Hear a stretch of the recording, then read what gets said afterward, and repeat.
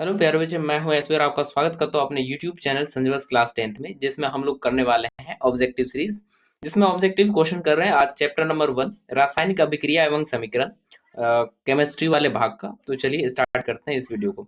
ठीक है, तो चलिए। तो है ना, इस वीडियो का पहला क्वेश्चन है और पहला ऑब्जेक्टिव सीरीज हम लोग कर रहे हैं संजय क्लास 10th के यूट्यूब चैनल पर। चैप्टर का नाम है रासायनिक अभिक्रिया एवं समीकरण। तो पहला वन है ना, क्वेश्चन 1 से स्टार्ट करते हैं।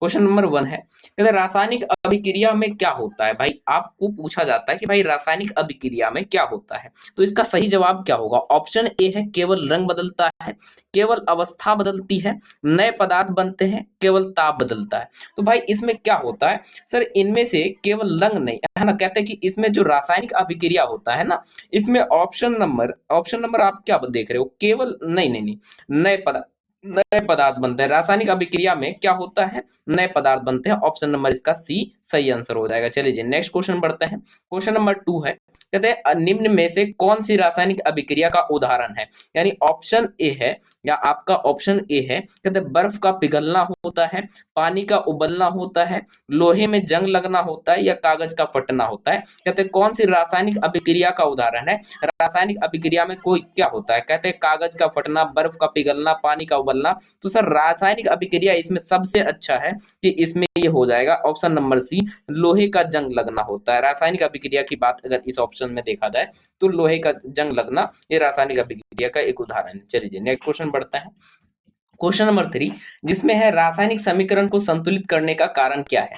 यानी रासायनिक समीकरण को संतुलित क्यों किया जाता है। कहते हैं रासायनिक समीकरण को संतुलित करने का कारण क्या है। पहला है द्रव्यमान संरक्षण नियम, ऊर्जा संरक्षण नियम, है ना, आयतन संरक्षण नियम, या चौथा है यानी ऑप्शन डी है ताप संरक्षण नियम। तो इसका सही आंसर हो जाएगा, कहते हैं कि इसमें जो होता है, कहते हैं द्रव्यमान संरक्षण नियम, है ना, कहते हैं कि इसमें जो होता है ऑप्शन नंबर ए सही आंसर हो जाएगा। कहते हैं द्रव्यमान संरक्षण नियम से इसको संतुलित किया जाता है। जी बिल्कुल। नेक्स्ट क्वेश्चन बढ़िए। क्वेश्चन नंबर 40 है ना, क्वेश्चन नंबर 4 है, कहते हैं Mg+O2 MgO यह कौन सी अभिक्रिया है। बताइए सर, यहाँ पे देखो क्या बन रहा है। कहते हैं Mg मैग्नीशियम और ऑक्सीजन को जब मिलाया गया, नए उत्पाद मैग्नीशियम ऑक्साइड बना रहा है। तो मैंने मैग्नीशियम ऑक्साइड बनने में क्या हुआ, अपघटन हुआ, संयोजन हुआ, विस्थापन हुआ, या द्विविस्थापन हुआ। तो यहाँ देखा जाए तो ये क्या हो गया, संयोजन हुआ, यानी एक साथ मिल गया। तो यानी इसका सही आंसर क्या हो जाएगा सर, ऑप्शन नंबर, यानी इसका सही आंसर क्या हो जाएगा, option number A sir, option number B संयोजन। सर इसका सही आंसर क्या हो जाएगा सर, ऑप्शन नंबर बी संयोजन इसका सही आंसर होगा सर, है ना, ऑप्शन नंबर बी इसका संयोजन सही आंसर होगा। चलिए जी नेक्स्ट क्वेश्चन बढ़ते हैं। क्वेश्चन नंबर 5, जिसमें क्या है, कहते हैं जिस अभिक्रिया में ऊष्मा निकलती है, तो यानी जिसमें ऊष्मा बाहर निकले। कहते हैं कि हमारे पास अगर कोई एक पोर्ट है ना, हमारे पास कोई एक पोर्ट है, इस तरीके का हमारे पास कोई पोर्ट है। कह रहे इसमें जब आग लगाया जाता है और इससे ऊष्मा अगर बाहर होगी, तो ये जो अभिक्रिया है,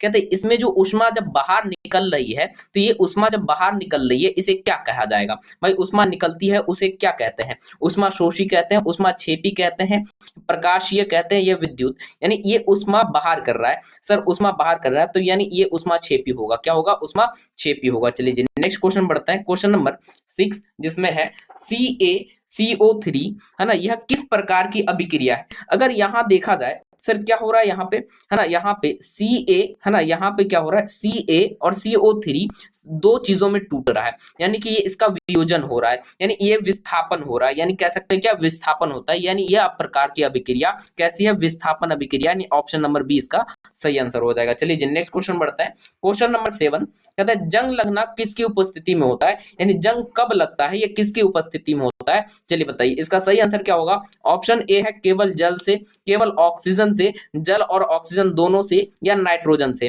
तो इसका सही उपयुक्त आंसर क्या हो जाएगा सर, जल और ऑक्सीजन दोनों से, यानी ऑप्शन नंबर सी इसका सही आंसर हो जाएगा। चलिए जी नेक्स्ट क्वेश्चन बढ़ते हैं। क्वेश्चन नंबर 8, कहते हैं रासायनिक अभिक्रिया में भाग लेने वाले यानी अभिकारक अभिकारक होते हैं कैसे, है ना, कौन से पदार्थ होते हैं, है ना, अंतिम पदार्थ होते हैं, प्रारंभिक पदार्थ होते हैं, अवशेष होते हैं, या उत्प्रेरक होते हैं। इसका सही आंसर क्या हो जाएगा, कहते हैं रासायनिक अभिक्रिया में अभिकारक होते हैं कैसे, प्रारंभिक पदार्थ, अंतिम पदार्थ, अवशेष, या उत्प्रेरक। क्या कहते हैं, रासायनिक अभिक्रिया में अभिकारक जो होते हैं वो प्रारंभिक पदार्थ होते हैं। क्या होता है, प्रारंभिक पदार्थ, यानी ऑप्शन बी इसका सही आंसर हो जाएगा। चलिए नेक्स्ट क्वेश्चन बढ़ता है। क्वेश्चन नंबर 9, कहते हैं है ना Fe+Cu SO4, यानी कहते हैं कि भाई है ना आयरन और कॉपर सल्फेट जब मिलाया जाता है एक साथ, कॉपर सल्फेट और है ना कॉपर सल्फ है ना आयरन सल्फेट और कॉपर, यह है कैसी, यह क्या हो रहा है भाई, यहाँ पे जो हो रहा है कहते हैं द्विविस्थापन हो रहा है। एक तो विस्थापन, फिर कहते हैं द्विविस्थापन हो रहा है, तो ऐसी अभिक्रिया को द्विस्थापन अभिक्रिया कहते हैं। ऑप्शन नंबर डी इसका सही आंसर हो जाएगा। चलिए जी नेक्स्ट क्वेश्चन बढ़ते हैं। क्वेश्चन नंबर 10 क्या है, देखिए इस क्वेश्चन को बढ़िया से पढ़िएगा।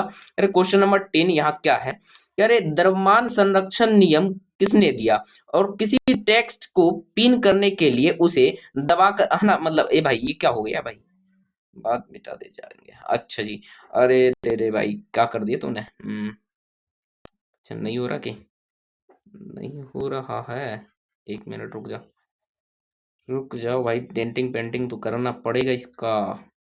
टेक्स्ट पिन यहाँ से, ये वाला भाग नहीं है सर, ये वाला भाग नहीं है, ठीक है। तो इतना क्वेश्चन, इतना ही क्वेश्चन है भाई, है ना, इतना ही क्वेश्चन है। कहते हैं द्रव्यमान संरक्षण नियम किसने दिया, न्यूटन ने दिया, डाल्टन ने दिया, या लबवाजिये ने, या रदरफोर्ड ने। तो भाई बताओ जल्दी, है ना द्रव्यमान संरक्षण नियम किसने दिए थे, है ना लबवाजिये ने, है ना कौन, लबवाजिये ने, है ना ऑप्शन नंबर सी इसका सही आंसर हो जाएगा, लबवाजिये साहब, है ना द्रव्यमान संरक्षण नियम दिया था। चलिए नेक्स्ट क्वेश्चन बढ़ते हैं। क्वेश्चन नंबर 11, कहते हैं उष्माशोषी अभिक्रिया होती है, यानी जब जिसमें उष्मा निकलती है सर, उष्माशोषी अभिक्रिया क्या होती है, जिसमें उष्मा निकलती है, उष्मा निकलती है। ऑप्शन नंबर ए इसका सही आंसर हो जाएगा। चलिए नेक्स्ट क्वेश्चन है, कहते हैं क्वेश्चन नंबर 12, रासायनिक अभिक्रिया में तीर दर्शाता है, तीर क्या दर्शाता है रासायनिक अभिक्रिया में, जोड़ दर्शाता है, घटाव दिशा दर्शाता है, दिशा दर्शाता है, या अभिक्रिया की दिशा दर्शाता है। कहते हैं ये दिशा दर्शाता है, क्या दिखाता है, दिशा दर्शाता है। चलिए जी, है ना दिशा दर्शाता है। चलिए नेक्स्ट क्वेश्चन बढ़िए। क्वेश्चन नंबर 13, कहते हैं निम्न में से कौन भौतिक परिवर्तन है, इनमें से कौन सा जो है वो भौतिक परिवर्तन है। कहते हैं कि ऑप्शन ए है दूध का फटना, ऑप्शन ए है दूध का फटना, ऑप्शन बी है कागज का जलना, नमक का घुलना, या जंग लगना। निम्न में से कौन सी भौतिक परिवर्तन है जो भौतिक रूप से हो रहा है भाई, तो भौतिक रूप से क्या कर रहा है भाई, है ना भौतिक रूप से, है ना कागज का जलना, ये तो रासायनिक अभिक्रिया है, दूध का फटना रासायनिक अभिक्रिया है, जंग लगना रासायनिक अभिक्रिया। तो इसका सही आंसर ऑप्शन नंबर क्या हो जाएगा सर, इसका सही आंसर ऑप्शन नंबर सी, यानी दूध का पिघल घुलना हो जाएगा सर, बिल्कुल ठीक है। नमक का घुलना क्या हो जाएगा, नमक का घुलना। चलिए नेक्स्ट क्वेश्चन, क्वेश्चन नंबर 14, कहते हैं ऑक्सीकरण में क्या होता है। ऑक्सीकरण का मतलब क्या होता है, इलेक्ट्रॉन का ग्रहण होता है, इलेक्ट्रॉन का त्याग होता है, न्यूट्रॉन का त्याग होता है, या प्रोटॉन का ग्रहण होता है। यानी जब ऑक्सीकरण होता है, ऑक्सीडाइज होता है, तब इलेक्ट्रॉन का क्या होता है, ग्रहण होता है। क्या होता है, इलेक्ट्रॉन का ग्रहण होता है। ऑप्शन नंबर ए इसका सही आंसर हो जाएगा। चलिए नेक्स्ट क्वेश्चन बढ़ते हैं, और क्वेश्चन नंबर 15, कहते हैं अपचयन का अर्थ क्या है, यानी अपचयन क्या होता है, ऑक्सीजन का जुड़ना होता है, ऑक्सीजन का निकलना होता है, या हाइड्रोजन का निकलना होता है, ऊर्जा का निकलना होता है। यानी जब अपचयित होता है तो ऑक्सीजन क्या होता है, निकलते हैं, है ना क्या कहते हैं, ऑक्सीजन निकलते हैं। यानी इसका आंसर क्या हो जाएगा, है ना ऑप्शन नंबर बी इसका ऑक्सीजन का निकलना होता है। चलिए जी नेक्स्ट क्वेश्चन बढ़िए। क्वेश्चन नंबर 16, कहते हैं ऑक्सीकरण एवं अपचयन साथ साथ होते हैं, इसे क्या कहा जाता है। कहते हैं ऑक्सीकरण, है ना ऑक्सीकरण, ऑक्सीकरण एवं अपचयन साथ साथ होते हैं, इसे क्या कहते हैं भाई, संयोजन कहते हैं, रेडॉक्स अभिक्रिया कहते हैं, अपघटन कहते हैं, या विस्थापन कहते हैं। इसका सही आंसर हो जाएगा ऑक्सीजन एवं साथ साथ होते हैं, तो इसको रेडॉक्स अभिक्रिया कहा जाता है। कैसी अभिक्रिया, रेडॉक्स अभिक्रिया। ऑप्शन नंबर बी इसका सही आंसर हो जाएगा। चलिए नेक्स्ट क्वेश्चन बढ़ते हैं। क्वेश्चन नंबर 17, कहता है जिंक और हाइड्रोक्लोरिक अम्ल की अभिक्रिया से क्या बनता है। जब जिंक और हाइड्रोक्लोरिक अभिक्रिया होता है, कहते हैं जिंक और हाइड्रोक्लोरिक, तो है ना कहते हैं हाइड्रोक्लोरिक, तो इसमें अम्ल की अभिक्रिया क्या होता है, जब हाइड्रो यानी हाइड्रो की बात बोले, है ना तो हाइड्रो की बात बोले तो ZnCl2 बनता है। क्या बनता है, ZnCO2 बनता है ना डाई, है ना। चलिए नेक्स्ट क्वेश्चन बढ़ते हैं। क्वेश्चन नंबर 18, कहते हैं copper plus hydrogen, copper plus hydrogen में H2 क्या है बताइए, ऑक्सीकारक है ना अपचायक है, उत्प्रेरक है, या अवशेष है। तो सर इसमें जो H2 है यानी हाइड्रोजन है सर, वो इसमें उत्प्रेरक यानी कि अवशेष हो रहा है या ऑक्सीकारक हो रहा है। तो यानी इसका आंसर क्या हो जाएगा, ऑप्शन नंबर ए ऑक्सीकारक हो रहा है। ऑप्शन नंबर इसका ए सही आंसर हो जाएगा। चलिए जी नेक्स्ट क्वेश्चन बढ़ते हैं। क्वेश्चन नंबर 19, कहते हैं निम्न में से कौन द्विविस्थापन अभिक्रिया है। द्विविस्थापन का मतलब दो बार विस्थापित हो रहा है। ऑप्शन ए है ना NaCl प्लस AgNO3, है ना ये जो है ना अब कहते हैं द्विविस्थापन। सर इसमें एकल विस्थापन हो रहा है, ठीक है ना, इसमें एक विस्थापन तो है नहीं सर, ये विस्थापन है ना विस्थापन, इसमें विस्थापन नहीं है, ठीक है, इसमें विस्थापन है सर और इसमें विस्थापन है। तो बताइए कौन सा द्विविस्थापन है। तो सर इसमें है ना ये विस्थापन है, द्विविस्थापन, यानी ऑप्शन नंबर ए इसका सही आंसर हो जाएगा, ऑप्शन नंबर ए। चलिए जी नेक्स्ट क्वेश्चन बढ़ते हैं।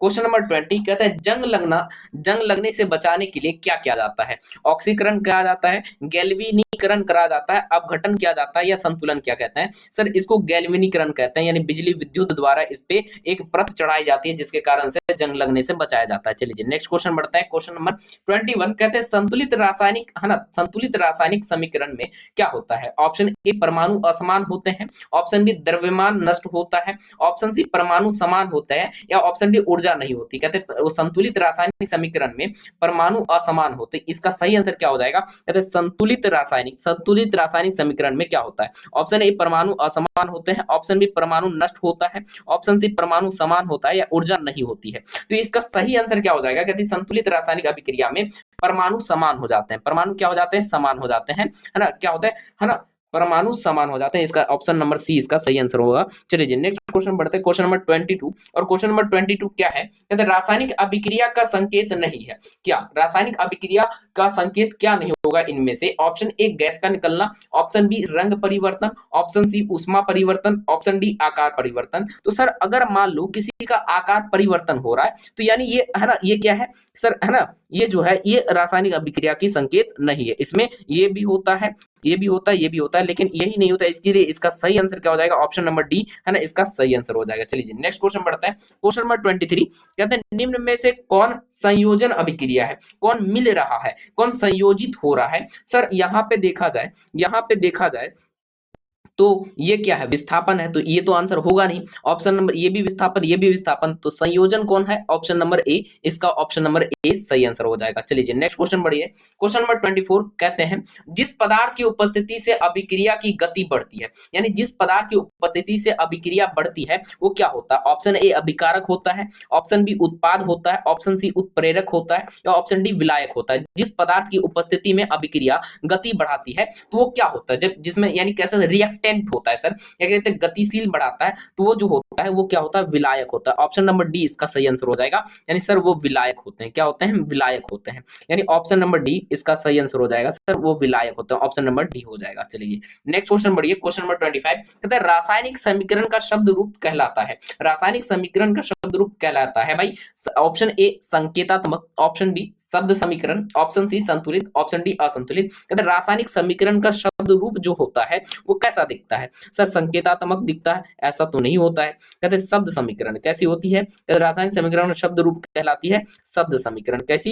है ना, शब्द समीकरण कहलाता है भाई, है ना, शब्द समीकरण। चलिए नेक्स्ट क्वेश्चन बढ़ते हैं। क्वेश्चन नंबर 26 कहते हैं निम्न में से कौन ऊष्माक्षेपी, जिसमें ऊष्मा लग रहा है, अभिक्रिया है?